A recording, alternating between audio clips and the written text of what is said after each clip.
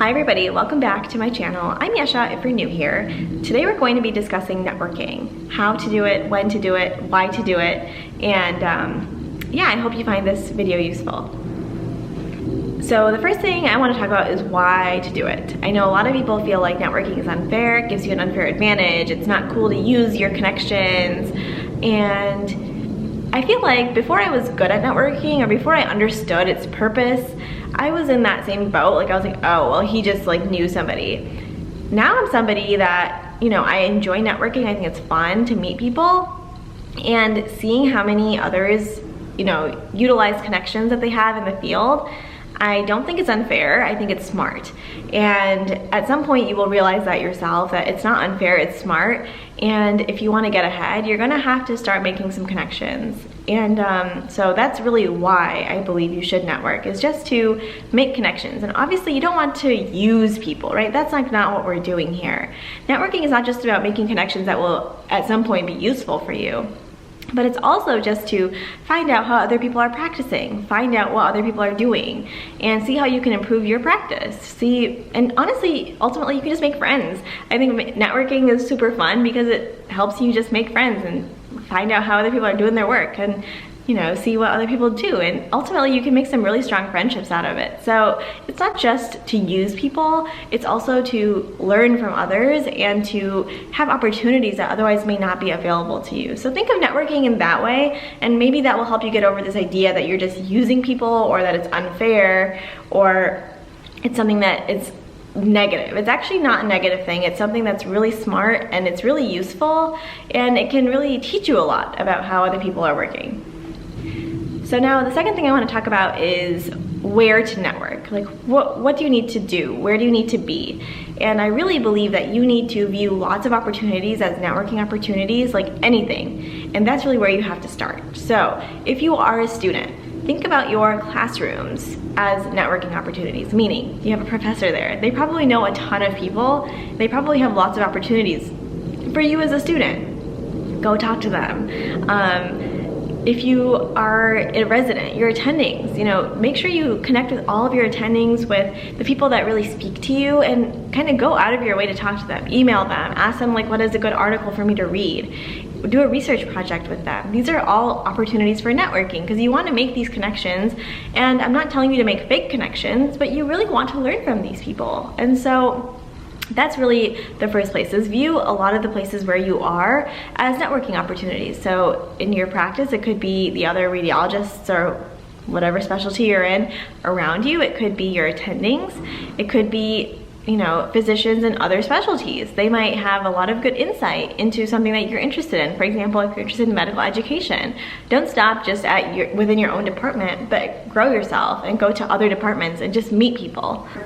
The second thing is going to conferences, even if they're virtual. And I would say before the pandemic, this is really how people would network, is just by going to these conferences and meeting people. That's really one of the main benefits of going to conferences, not just the sessions, but also all the times around the sessions. Those are the most important. When you go to conferences, it's not just about being there, but it's also about listening to the talks that really speak to you. And if you don't know what speaks to you yet, just dabble around. Just listen to a few things. Listen to something about specialty X. Listen to something about education. Listen to something about, private practice world. Just listen to different things. And if something really speaks to you, email the person who gave the talk. Most of the time, there are email addresses listed either in like the program, or it's listed in their presentation, and reach out to them and tell them you're interested in what they're doing. You really found X, Y, and Z, insightful, and that's a really easy way to make a connection. I don't think that it's wrong. It's not like weird or anything. It's smart to do that, to make those connections, and honestly, you will learn so much from the people around you. So definitely go to conferences. If there are like happy hours or social hours, even if they're virtual and they're awkward, I highly suggest you go to these, because that's really where you will meet more people in a more conversational environment. And it doesn't matter if you're a resident, it doesn't matter if you're a student and you're talking to someone who's like an expert in their field. They are there because they want to connect with you. And honestly, I'm sure they would want nothing more than to motivate a young person to go into whatever they're doing and to get interested in what they're doing. So definitely take advantage of all the social opportunities, even if they're virtual, because these are the times when you can make a lot of connections and learn from people and even make friends. I've made most of my friends in radiology from conferences, so I really highly suggest that you do that. Another piece of advice I have is to run for committee positions. And again, doesn't matter what level of training you're at, this is really important. Even if you're already an attending, this is super important, and it's a really easy way to make connections. So I will give you my own personal example.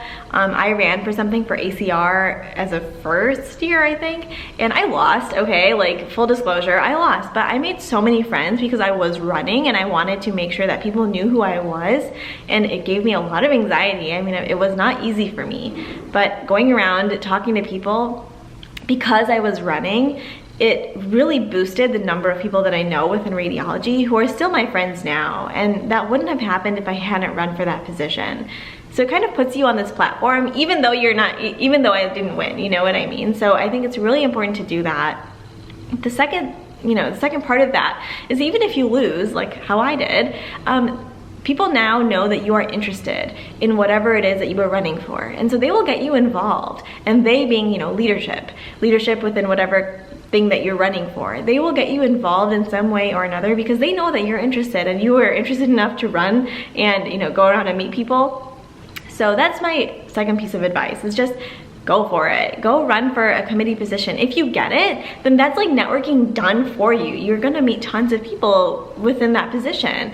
But if you lose, you're still going to, have reaped a lot of benefits from it. So run for positions on committees, whether it's your statewide, whether it's, within your school, whether your institution, or if it's, nationwide or even international. I definitely highly encourage you to go for things. And if they don't work out for you, you're still going to have learned something from that experience. And I think that for me, the main thing I learned was A, how to network, and B, that I could still have a lot of benefit from that. I also really highly encourage you to get on social media and network on social media. This is a little bit more awkward, I think, for people because you're directly messaging people that you may feel out of your depths with, like, I'm not someone who knows this person. Are they gonna even respond to me? Honestly, most of the time, yes, they will. I know for me personally, I get behind on messages, but I do try to make a point every few weeks to catch up on all those messages, and I'm sure that everyone else is the same, if not more responsive. It's a really easy way, especially during, again, pandemic times, to interact on social media, to participate in tweet chats, to follow different programs, and that's an easy way to find opportunities to A, learn about people and what they believe in and what they're passionate about, B, about programs and what they are passionate about and what type of program culture it is, and C, to get opportunities. Networking is not just about, meeting people that will help you eventually, but it's also about finding opportunities. And there is no better place to find opportunities than social media. Social media is where most of us share different opportunities, share that we're looking for someone to help with research. We share, oh, this upcoming tweet chat, or, oh, this is, this is some sort of like webinar you may be interested in. It's all going on social media. And if you're not on social media, you're gonna miss out on those. There's no other centralized location where all of these links exist. Links being like links to different opportunities that exist on the internet. And so social media can be a really great place to meet people. I have met a lot of amazing people on social media. I've published with amazing people that I met on social media, and I believe that if you do it right, you could do that too. Step one is becoming pass-fail, and it is pass-fail actually for the earlier medical students. So if you're in a step one pass-fail situation and you're trying to figure out how to stand out, networking is definitely one of the best ways to stand out. I'm going to make a full video on how to stand out with a pass-fail step one. Networking is one of them. Everything else being the same, programs like to take people that they know that are going to work hard. So if you had an opportunity to show them that you're a hard worker already, they're gonna wanna take you over someone else that they don't know at all. So I highly encourage you, if you're an early medical student, in the pass-fail step one, you're in that block, definitely start networking. It's going to help you, and it's going to be more important than it was before, because now you don't have that high step one score to kind of put you at the top of the applications. And of course do well on step 2. But in any case, the last thing I just want to talk about is like how to network and, you know, how do I do it? Like the specifics of it. And what I really want to just say is you just have to take initiative. You just have to start somewhere. Start by emailing someone, start by messaging someone on Twitter. Getting over that hump, that was really hard for me, just going up to someone and being like, hi, I'm Yesha, I'm really interested in what you're talking about. It's really hard because you're nervous. You're like, what if they don't respond? What if they think I'm stupid? What if they, you know, are like, I don't want to talk to you? It never happened. People are really nice and they want to talk to you. Like I said, the people that are in these leadership positions want to get you excited about leadership and get you excited about whatever they are passionate about. So don't be nervous about it, just do it. At the very worst, they will not respond to you and you're gonna be in the same position that you were before. So just go for it. Be specific in whatever you're talking to them about. Don't just say like, I saw your talk, it was good. Like tell them specifics, tell them why you liked it. And I think they will be super open to talking to you, mentoring you, teaching you everything that they know.